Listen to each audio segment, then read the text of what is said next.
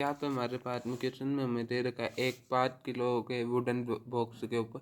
एक 25 किलो की रोड रख दी गई है, जिसके बाद में ये एक सॉफ्ट सरफेस पे जिसे ये पेनिट्रेट करना शुरू कर देते हैं और इनका एक्सेलरेशन ये है 0.1 मीटर पर सेकेंड स्क्वायर है। तो हमसे ये पूछा है कि ये कितना नॉर्मल फोर्स लगा रहा है। तो अब इसके अंदर हम जानते हैं कि एक्सेलरेशन होता है force is equal to m, यानी कि acceleration is equal to force upon में मास। अब यहाँ पे एक्सेलरेशन है 0.1। अब फोर्स कितना लग रहा है नेट, तो फिर बाद में इसका 25+5 लगभग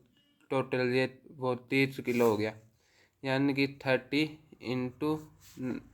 9.8, यानी कि force is equal to mg, gravity के कारण फोर्स इज इक्वल टू, तो ये हो गया इंटू 9.8 माइनस नॉर्मल फोर्स, क्योंकि नॉर्मल जो ऊपर फोर्स लग रहा है, नॉर्मल ऊपर लग रहा है और ये वाला फोर्स नीचे, तो ये माइनस हो गया। अपॉन में टोटल मास कितना 25+5 यानी कि 30, यानी कि हमारे पास में आ गया 30 into 9.8 minus n is equal to 3,